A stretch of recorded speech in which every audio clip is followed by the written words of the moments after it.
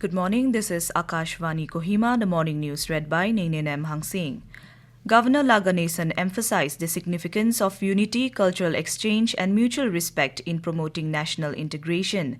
Addressing the Bihar State Foundation Day celebration at Raj Bhavan in Kohima yesterday, he acknowledged the contributions of the Bihari community to the state's progress, including educators, artisans, and laborers in developing Nagaland's infrastructure and the entrepreneurial spirit of Bihari traders in boosting economic activity. He highlighted the crucial role of cultural exchanges in connecting different regions of the country to reinforce the spirit of national unity.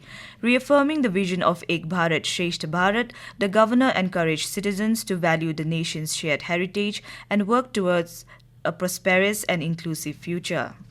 Union Minister of State for Youth Affairs and Sports, Raksha Nikhil Khadse, visited Noklak district yesterday to review the progress of the Thonok New Aspirational Block Program and assess the impact of the central government's policies in the region.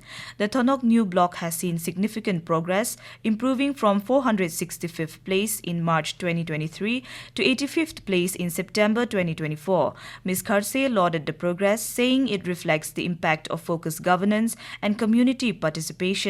She also stressed the need for better data management by authorities to ensure full benefits of government schemes. PM Awas Yojana कितने ग्राम पंचायत तक पहुंचा है या नहीं पहुंचा है उसका थोड़ा डिटेल में अगर हमें मिल जाएगा तो एग्जैक्टली हम की पॉइंट्स में डाल पाएंगे कि कौन से विलेजेस में क्या प्रॉब्लम आ रहा है. Even that farmer data is also very necessary. Farmers कितने हैं और land holding उनका कितना है. अगर वो डाटा हमारे पास सही से रहेगा तो हम योजना का लाभ ज्यादा से ज्यादा किसानों तक पहुंचा सकते हैं. तो सभी डिपार्टमेंट के पास अपना डाटा रहना चाहिए. Ms. Khadse further underscored the need for uplifting the nation's most remote and underdeveloped regions for India to thrive. She assured that the government would continue to provide necessary resources and opportunities to the country's most geographically isolated areas. During the visit, which was the first for a central minister to Noklak district, Ms. Khadse interacted with civil society representatives and visited key locations.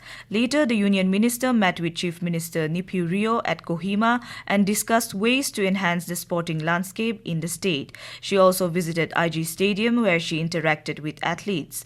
Ms. Khadse reaffirmed the government's dedication to boosting sports infrastructure and empowering youth to excel at both national and global levels.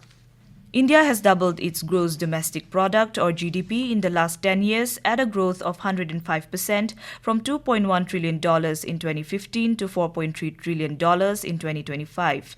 According to data released by the International Monetary Fund, India is now the fifth largest country in terms of GDP in the world after the US, China, Germany and Japan. It added that India is set to outpace Japan soon as the latter's GDP grew nil in the past decade. In comparison, the US GDP grew by 66% and China's GDP grew by 44% during the same period. Union Industries Minister Piyush Goyal urged startups to prioritize the needs of society and the country while adopting new ideas and innovation. Addressing the second edition of Vejalpur Startup Festival in Ahmedabad yesterday, the minister emphasized the pivotal role of startups in achieving the vision of a developed India. He highlighted a series of initiatives taken by the government to support startups in the country. Fund of fund शुरू किया था. पहला 10,000 करोड़ पूरा fund हो चुका है. अब second fund of funds launch किया. इसी बजट में माननीय प्रधानमंत्री जी ने अनाउंस किया. उसकी पहली किस्त जो अभी बजट पास हुआ है उसमें पहली किस्त भी डिपार्टमेंट को मिल चुकी है और इस फंड ऑफ फंड से हम और ज्यादा नए स्टार्टअप्स को सपोर्ट कर सके. Praising the Vejalpur Startup Festival, the minister said such programs need to be replicated across the country to foster a thriving startup ecosystem. A total of 1,242 weavers in Nagaland benefited from the centre's National Handloom Development Programme and raw material supply schemes over the last 3 years. This was informed by Minister of State for Textiles Pabitra Margarita in Rajya Sabha on Friday in response to a query by MP S. Phangnon Konyak.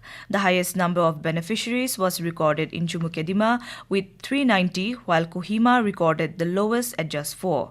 While these schemes are under implementation till 2025 to 26, the minister said impact assessment studies are underway for proposals of new schemes or extending the existing programs beyond the period. With that, we come to the end of the morning news. Stay tuned as we will be back with the evening English news at 7:20. Have a nice day.